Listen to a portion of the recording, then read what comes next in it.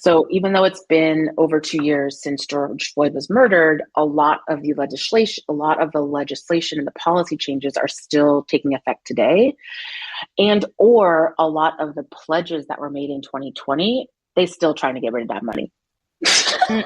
Or they're still trying to fulfill those pledges two or 3 years later. And they really want to make sure that they're holding themselves accountable.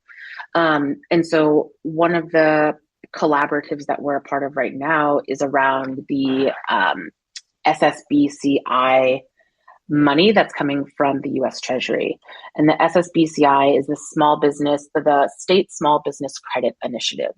And this is $10 billion that is being given to all of the states.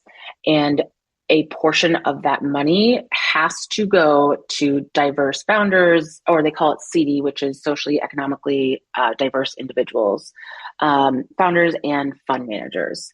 And so what has happened historically and what happened with the last SSBCI is that a lot of that money ended up at white institutions because nobody in Treasury knew any Black people. You're listening to the Black to Business Podcast, an educational podcast providing Black entrepreneurs with the tools and resources to start and grow their businesses. We chat with vetted Black entrepreneurs, thought leaders, and business owners as they provide tips and resources to help take your business to the next level. I'm your host, Monique T. Marshall. Hey there, and welcome back to the show. So I have a question for you. Did you know that venture firms in the United States invest over $130 billion annually? However, Black investors have systemically been excluded from mobilizing this capital.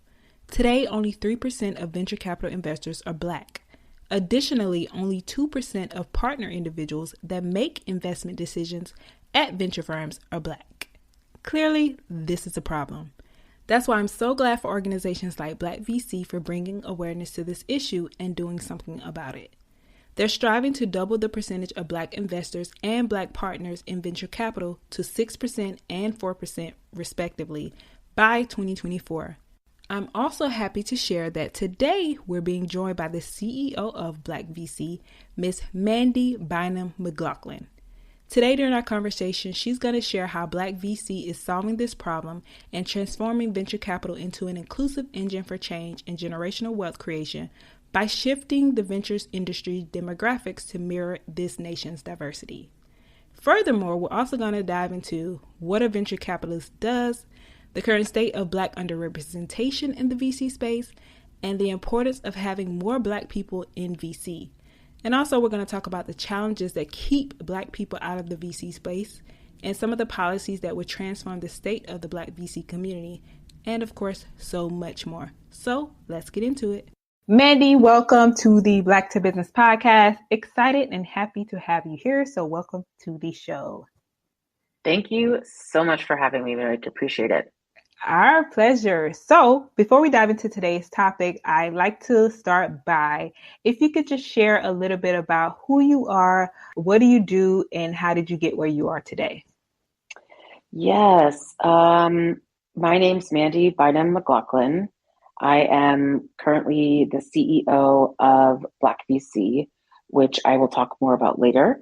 And before this role, which I started in February, I was doing a number of things. One was investing, which of course I still do, advising startups, doing some independent board work, and also running my own consulting company where I worked with majority chief people officers, folks in the C-suite within tech companies to help them create their strategic plan for DEI.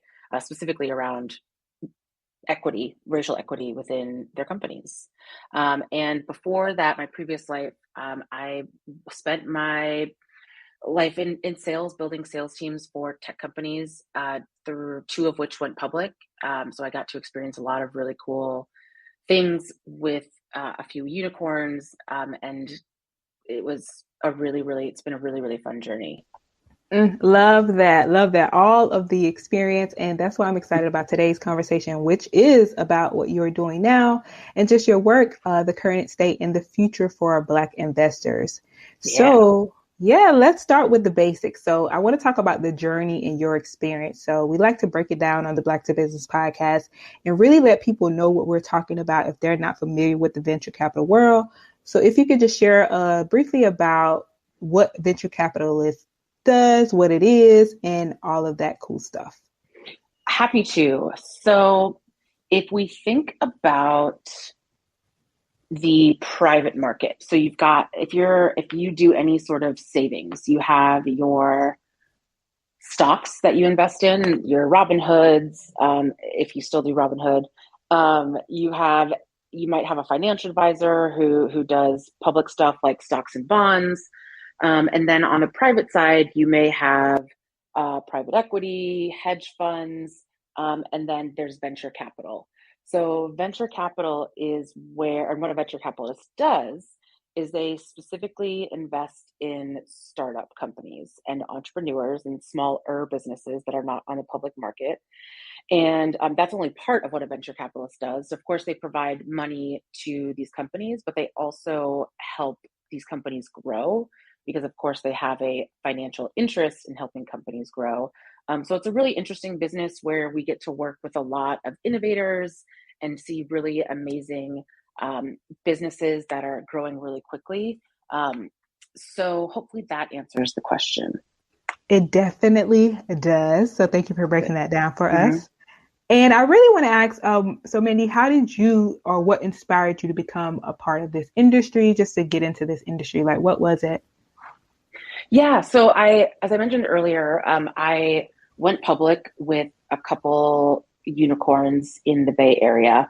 I grew up in the Bay Area. Both my parents were engineers and worked at GE and IBM, respectively. And so I was always around this kind of environment where there was technology being created, where there was a lot of innovation happening. I had no idea that I would be so immersed in it myself. And so early in my career, I took a role at Yelp as employee 108, as a sales account executive. And I just knew Wow. that it was going to be, I could just smell the opportunity, and I knew I was going to be a part of something really big. And when we went public, as much as the company and the leadership tried to prepare us for like what that actually meant, because honestly, a lot of us were really young, I still had no idea what I was doing. I just knew I had a large number sitting in my E-Trade account, had no idea what to do Right. with it. And the second thing I noticed, Monique, is that a lot of my white male counterparts seemed to really know what they were doing, Mm. seemed to be taking these really awesome vacations, seemed to be involved in really cool projects. And I was like, what is going on?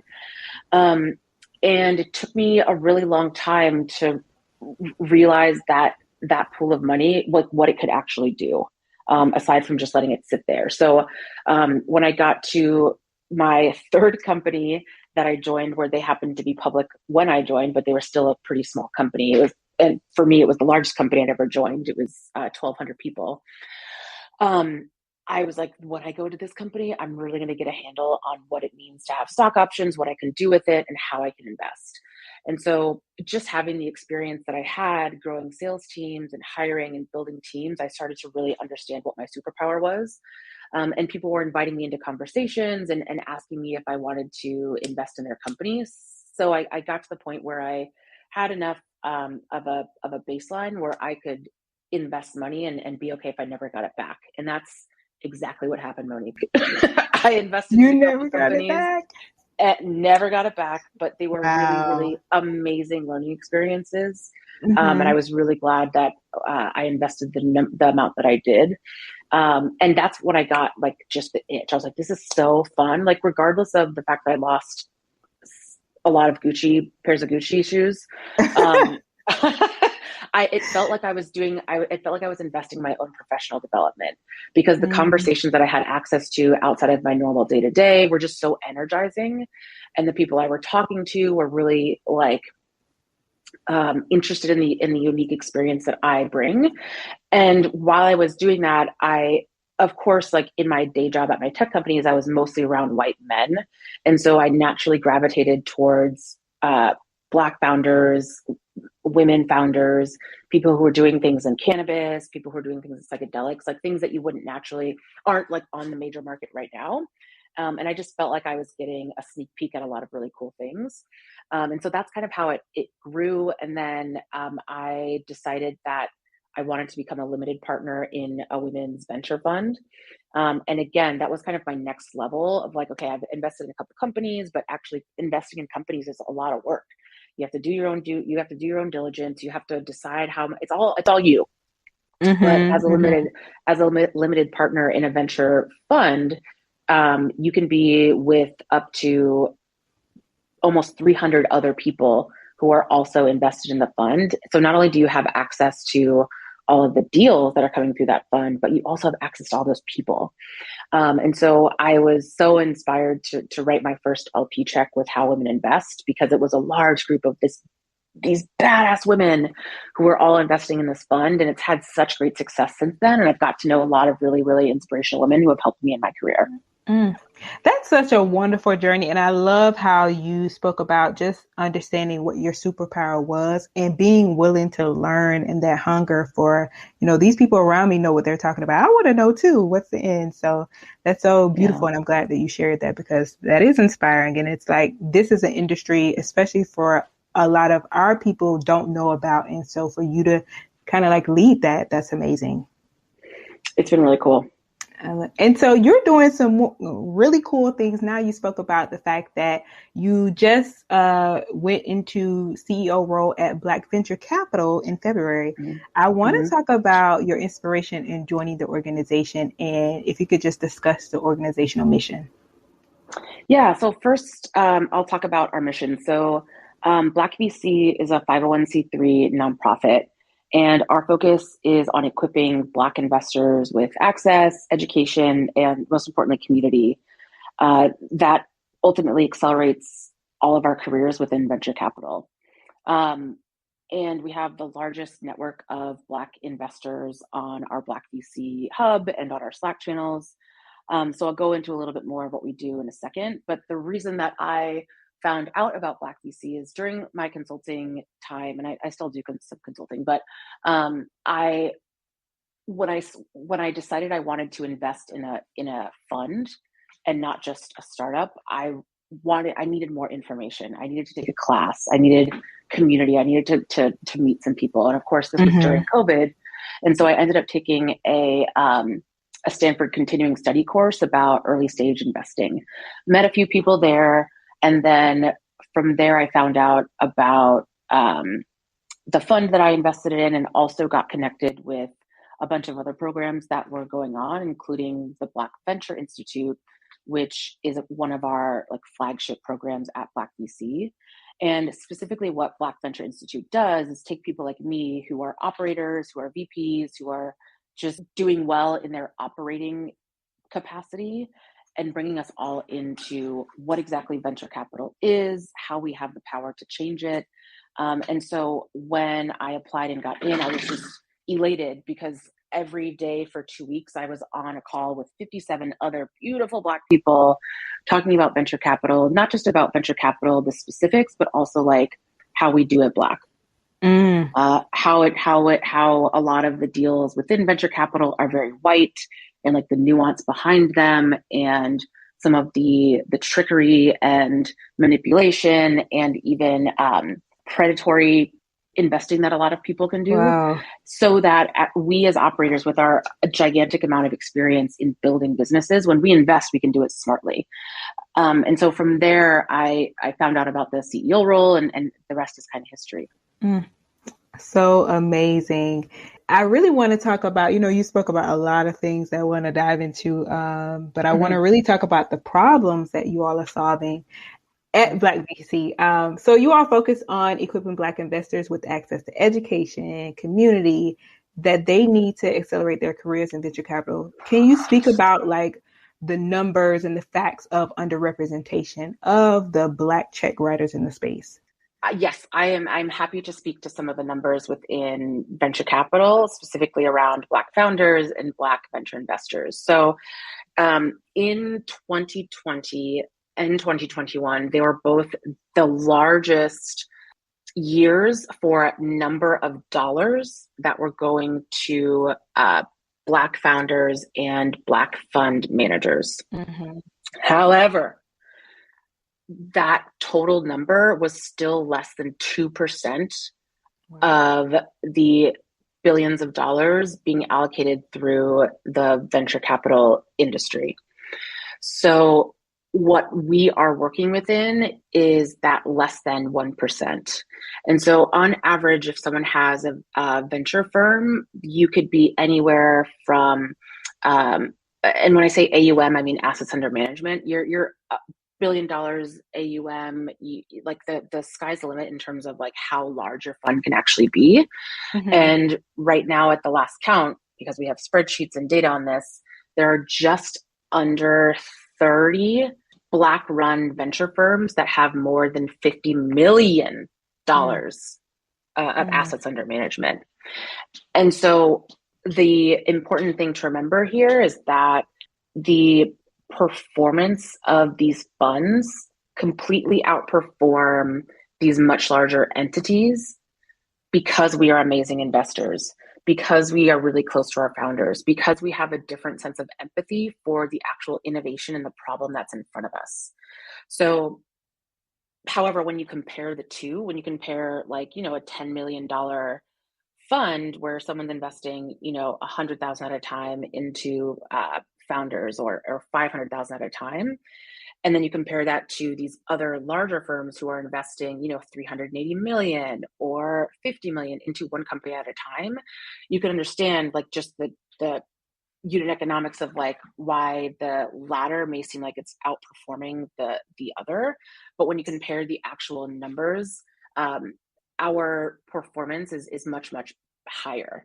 So the gap that we're looking to fill is not necessarily like making sure Black investors make better investments, because we already make the best investments.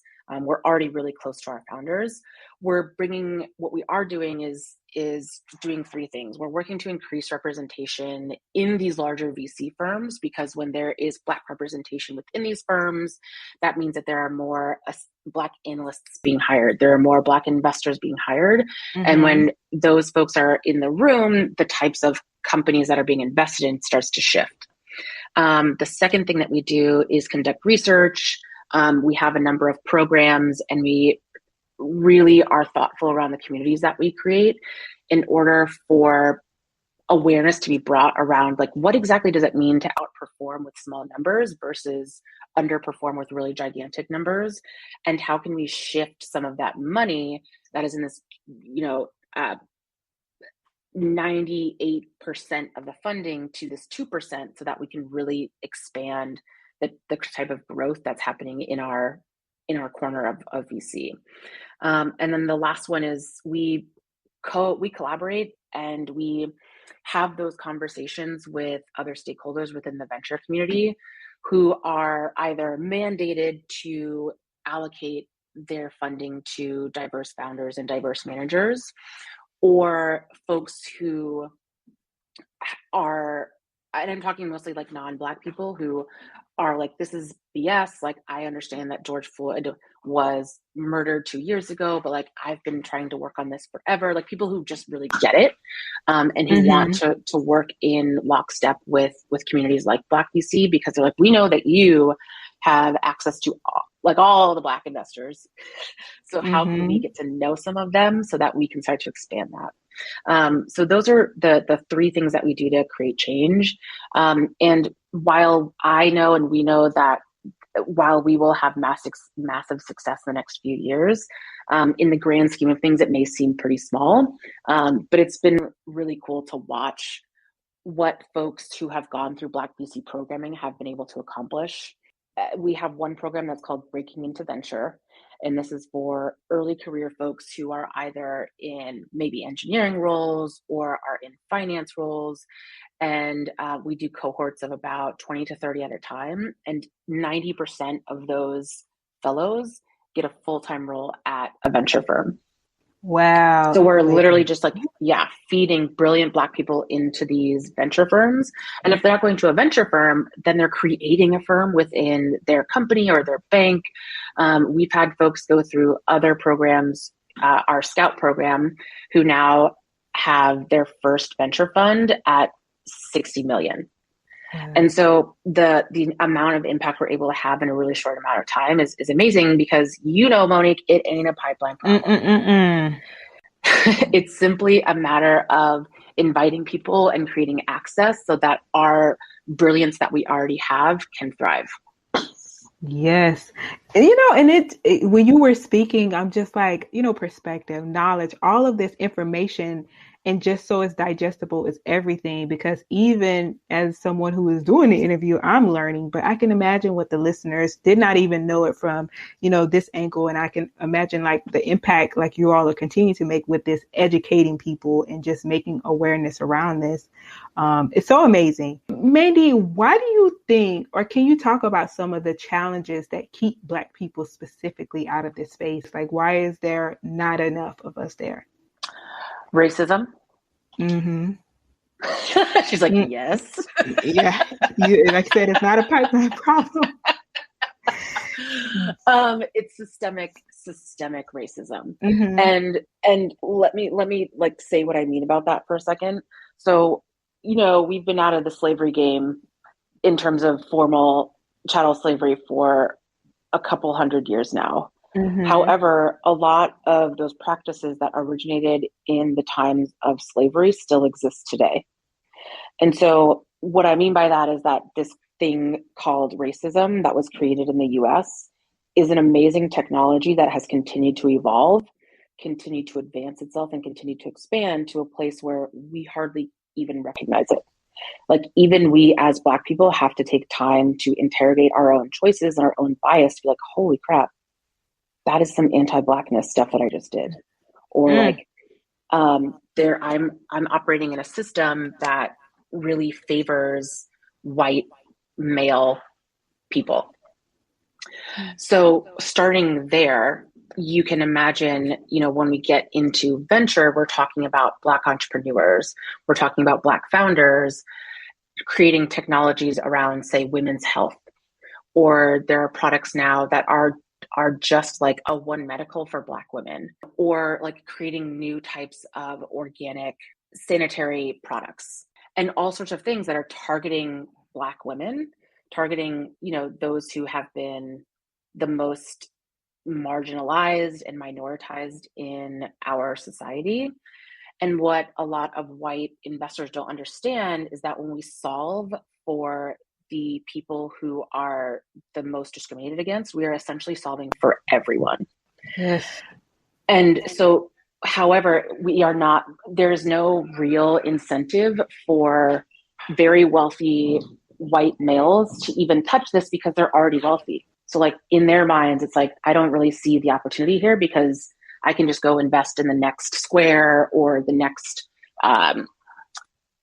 transaction platform and be Gucci. And so because there's both that lack of motivation and lack of like sight into what they're missing out on, then it's not explored.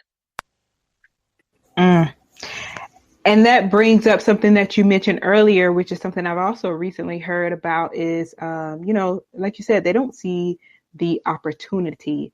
But one of the things you mentioned earlier is that these corporations or these investors are mandated to allocate funds to Black funders. Can you dive into that and kind of like what you know about that being mandated? Like, what does that mean? Yes. So I believe that there are two different ways to make systemic change. One is through mandates, quotas, legislation. And the other one is, of course, changing hearts and minds. And I think the former, they both work their ways. But when there are mandates, what happens if we think about affirmative action, the people or the demographic that benefited from that the most were white women. Yep. Yes. And I remember my dad telling me stories when we worked at IBM of affirmative action happening and saying that they had to interview X number of Black people, but there was no accountability around hiring.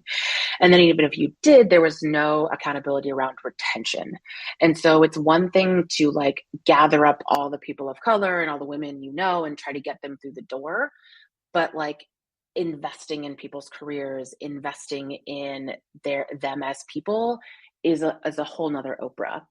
And so what that has brought us to is that a lot of times our community is like, screw you VC, screw you private equity. I'm just going to do what I know, and I'm going to build my money off of this really weird thing called revenue. I'm just going to sell my product. And if I need a loan or if I need to hire people, I will go to my Black bank or my local bank and get a loan. And so there becomes this widening divide between specifically Black entrepreneurs and venture, to the point where I've heard a friend of mine told me this conversation he was having with someone who was not Black, talking about how Black people aren't great entrepreneurs because they don't ask for money, because we don't ask for money. And that we're not good for VC because we don't ask for money. And so just like, that's horseshit, right? Or pardon my French. It's okay. That's poo-poo. It's okay. I felt it. It needed to be said. Okay. And so understanding these nuances, I think there's really two important things. And I think that the allies that we work with really get it. And the first thing is understanding that this whole issue is not one individual's fault. Racism is a system. It's not a person. And so as soon as we can step out of this, like it's my fault, or like I have to solve everything, and we can, a friend of mine, Kiana Patterson, talks about like if you have kids and you go to clean up their mess and there's like a bazillion Legos on the floor, and then you start picking up the Legos, and as soon as you start picking up Legos, your kid starts throwing costumes like my kids do, or like makeup or shoes and socks on the floor. And you're still trying to clean up the Legos, but then you have to go back and clean up all this other stuff. So when you see the room at first, like which Lego or which toy or which costume do you pick up first? There's just so many things that need to be solved, that, again, the folks who we work with really understand that and are in this game with us, because we're all really, really focused on this one issue, which is Black investors within venture capital. Beautifully said. And I love that you mentioned allies, and that brings me to my next question about how Black VC is bringing awareness and really holding institutions and decision makers accountable. Yeah, so our inaugural State of Black Venture report has had over 10,000 downloads. And I can't tell you how often I get a text or an email saying, from someone who's like within a larger corporation or a larger firm, how they use the data from the State of Black Venture report to get more budget for an initiative, or to, get their deal through from a company they wanted to invest in. And all we did was just point out what we already knew was the obvious, that Black VCs are getting a very, very tiny portion of venture dollars, that the experience that specifically Black women fund managers are having when they're on calls with potential investors is absolutely disgusting. And like, a lot of folks like wouldn't even imagine what these conversations look like, and the types of experiences and things that Black women have to decide on when it comes to getting a check. And I'm talking like being invited to places that you don't want to go. Anyway, so again, just stating the obvious. And however, having it in a data platform has really made it digestible for people. So with the success of that, we are simply expanding what we're able to do.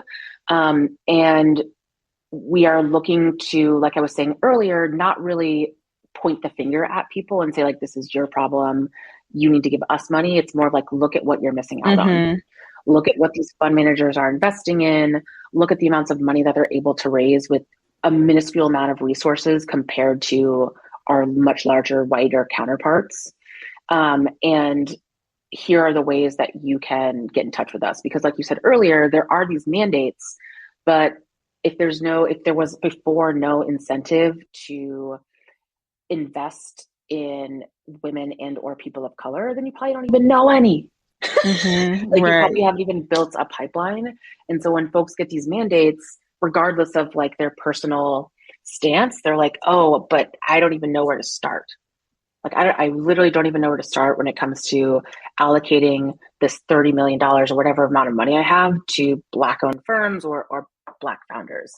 And so then they come to organizations like us because we're able to provide that information. Love it.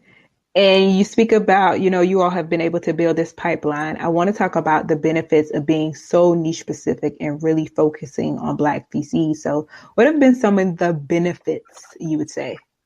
The biggest benefit, I'd say, is that we are able to make real, like measurable change for Black venture investors.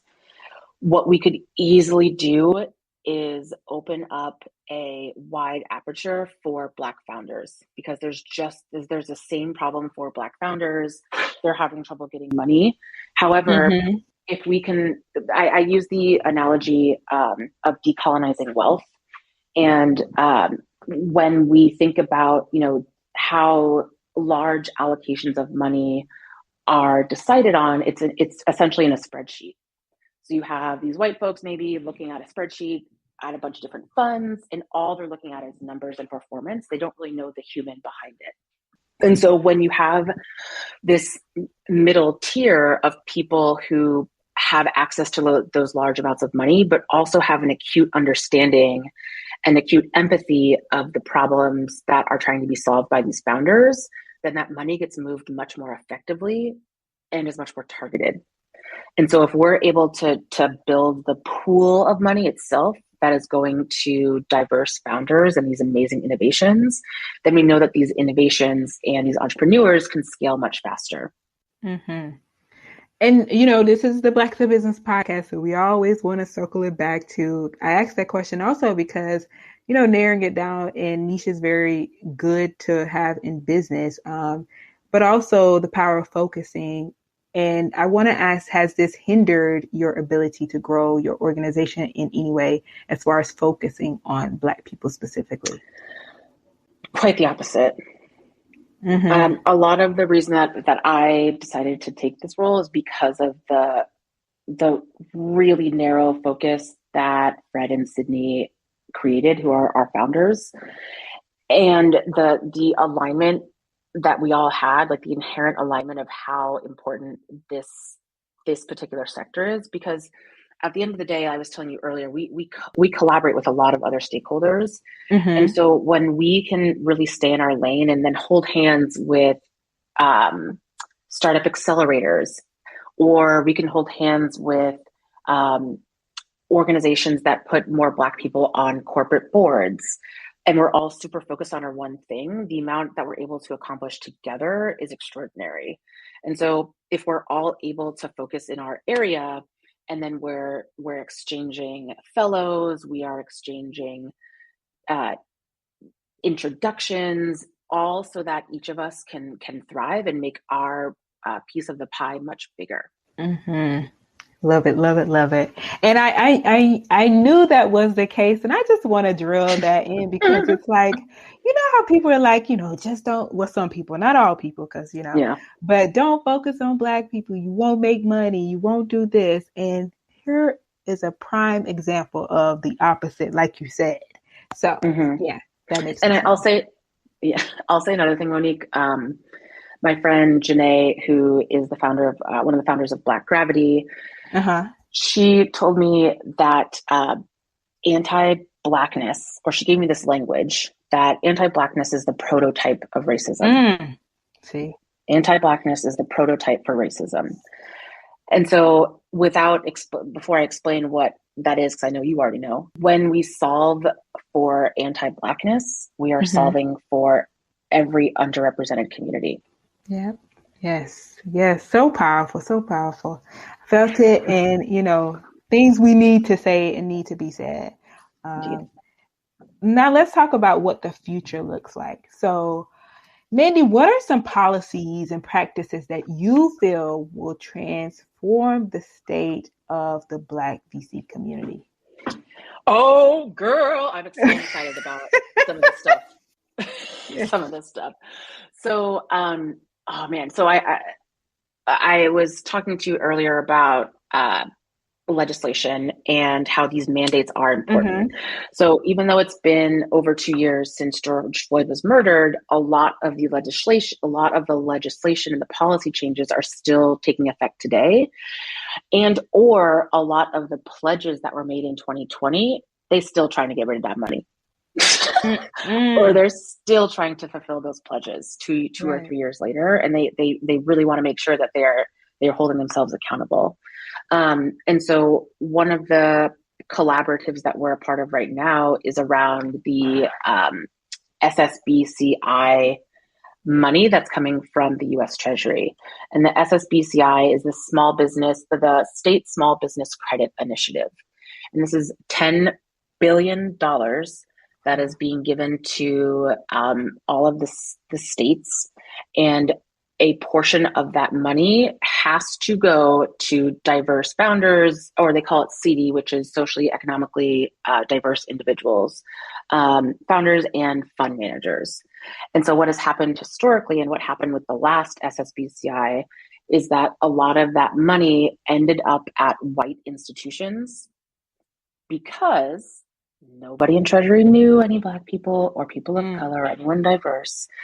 And instead of giving that money directly to these minoritized firms, they were giving it to white firms who were saying, we know them, we know these people, we promise we'll give it to them, and weren't doing it.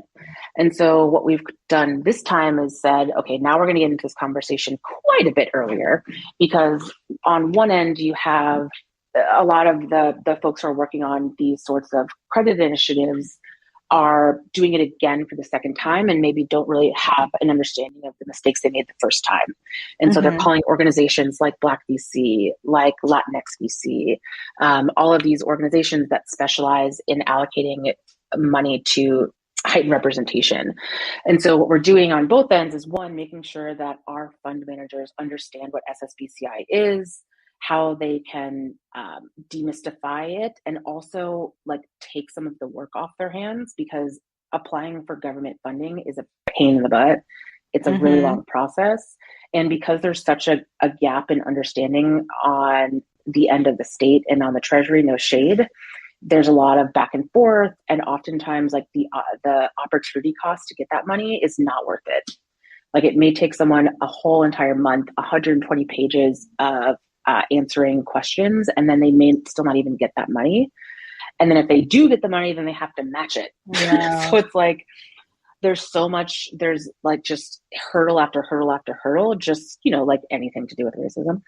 And so we are both working to educate Treasury, educate the states on like, y'all, this is garbage. Like you have to understand a little bit more of the nuances for diverse fund managers and the problems that exist, because they're not all the same.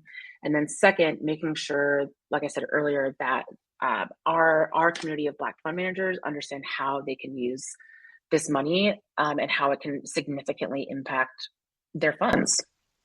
Mm-hmm. Love it. Love you for putting us on game. And Yeah.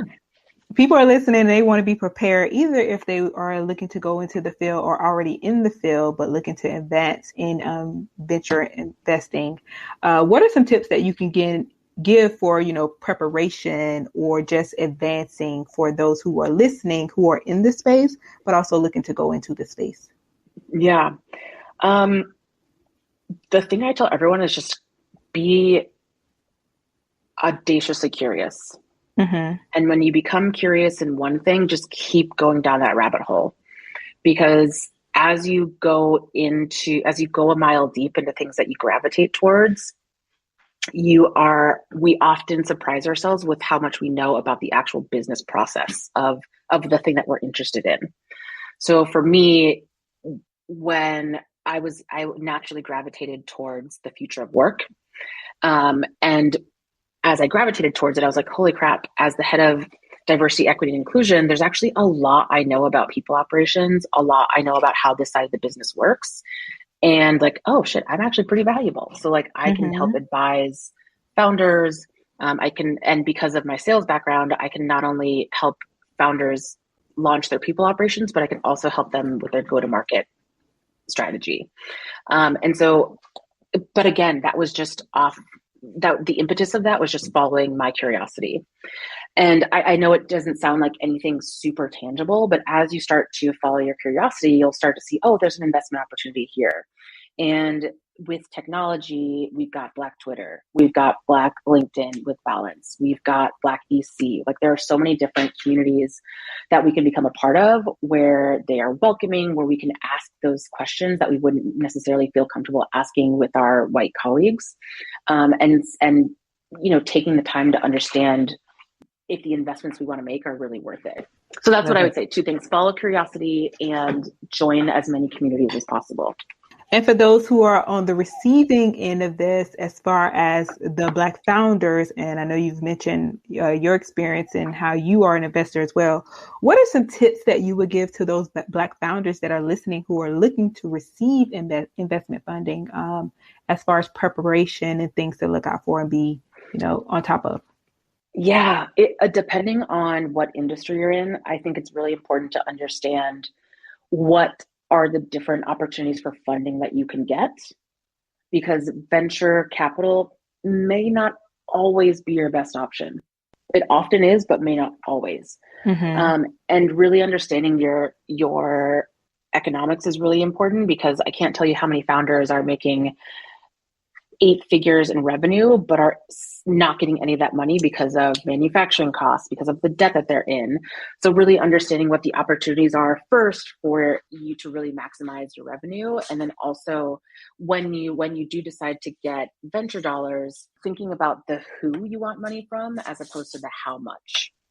Because at the end of the day, when you've got millions of dollars from a group of people who know nothing about your business but are demanding certain changes from you, it's a hell of a lot worse than when you're in a room with people you really trust, who are giving you all of the resources that you need and trust your expertise as a founder.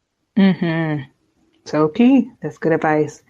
And I want to talk about the work that you all are doing in helping Black venture investors at Black VC. If you did kind of mention one of the programs that you all offer and some of the things that you're doing, but just to dial it in, talk about the programs and your processes. Yes. So I'll try to be as succinct as I can. So we offer 4 primary programs right now, and they're all free of cost. Mm-hmm. We do not tax our own community. We have Breaking into Venture, which I was talking about earlier, for folks who are in their earlier career and looking to get into a full-time venture role. We have our investor network, so folks who are mid-career, who are ready to write checks, and I'm talking checks as little as $1,000 or $500 into startups. And in those programs, we talk about some of the economics, like the must know and the not so necessary to know, and focus really on creating community and doing deals together and getting those practice runs in. And then the third one is breaking our Black Venture Institute, and that's probably our biggest one right now, where I was saying earlier, we have operators who are pretty senior apply. And this is anywhere from people who maybe already are running their own venture fund or firm to people who are, a VP at JP Morgan or who are a product engineer. It's a really diverse group of people, all talking about venture and how we can change it, and focusing on and centering that around certain case studies that have happened throughout the history of venture. And in those programs, we have folks like Baron Davis. We have folks like Charles Hudson, Lo Tony, some people who have either transitioned to venture from sports and entertainment, or folks who have been in the venture industry for a long time and who have been in this, like, let's get more Black people in this game for a long time. And then the last program that we do, which is probably our most important one, is our mentorship program. Of course, having the largest network of Black investors, we work really hard to pair people with either a peer, with a senior or a junior to them, to create that community and create those relationships and really sponsorships to help people get promoted and advance in their venture career, or transition to venture from whatever career they're in now. I love it. And Mandy, I'm sure you always see, those success stories and those transformations for people who are in these programs. Do you have anything that like sticks out, especially for my listeners who are like interested in joining, that sticks out, or some of the situations that you've seen that are like, wow, I can't believe, and I'm so happy to be a part of this organization? Countless, countless. And I think that's what energizes me every day Mm-hmm. is seeing these. So hearing the stories of one woman who went through our Breaking Into Venture program, interviewed at a bunch of VC firms, had not a great interview experience, and ended up getting like expanding her own role within her own company and being able to move over to the venture side. This is the same situation has also happened for another Black woman who was working at a large SaaS company and who is a senior sales leader and was able to transition after going through Breaking In our Black Venture Institute to that corporation's corporate venture capital arm. We've had people who are, in positions like I was in diversity, equity, inclusion, who are now doing diversity, equity, and inclusion work at venture capital firms. Like I was saying earlier, we've had people who, a significant story recently is actually one of our founding board members just raised a $66 million fund for his first time in partnership with the founder of Blavity, which is the producer of Afrotech. And they've just announced it a couple of weeks ago, and they waited so long to announce it because they were just really wanted to be heads down and start to do the work. And just seeing what we've been able to accomplish in the last 3 years. And then when we get together and we have these awesome events with the DJ, with the voice, with the food, Love it's it. just like, look at us go. I love it. And so for people who are listening, now to join these programs, is there anything that is open at a certain period of time, or can they just go to the website and join? Like, how does the onboarding process look like? Yes. So to join the Black VC Hub or to join any of our programs, you do need to apply. So to join the Hub, which is our private social network, we are bringing those on in cohorts. So we kind of batch folks in so that you have a really good onboarding experience. And that's just to get into our Hub where you have access to the entire community, job opportunities, different conversations within different sectors. And then for any of our programs, the two that are coming up, one of our investor network program is just wrapping up in December, and then applications for Breaking Into Venture are due at the end of this month, November, and the applications for Black Venture Institute, I believe, are also at the end of November, but we may have pushed it out. I'll have to. That's the one thing I didn't check. So yes, but all to say that all of our applications are coming up towards the end of the year. Amazing. And we will definitely be sure to put those things in the show notes so that people can know. Cool.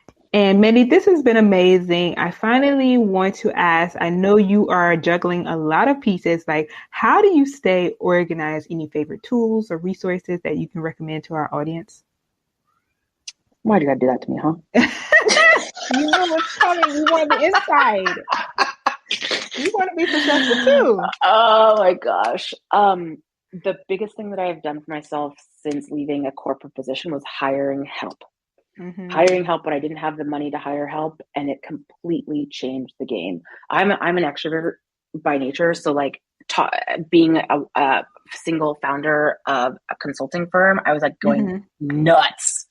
And so I not only needed someone to like objectively tell me you're doing this wrong, here's how we can do this more efficiently, get out of your head, but also like, let me take this off your plate. Let me take this off your plate. And having that continuing persistent, like focus on you focus, I will do the stuff that you don't need to do, I think has been a huge game changer for me. And there are so many different ways to hire help, whether you are in a full-time role at a corporation or you are a solo founder, like having an extra pair of hands makes lighter work for you. Love it. And finally, what does it mean to you to be Black in business? It means everything. I feel so proud, and I very rarely use the word blessed Mm-hmm. because I'm not a super religious person, but I do feel like I've been put here on this planet in the skin that I'm in for a reason and wouldn't have it any other way. So beautiful, so beautifully said. I always love to ask that question and the responses. So thank you for sharing that. Yeah. And people who are listening are going to want to know how can they find you, connect with you, and also Black VC and support you all. So please do share the ways that they can do so.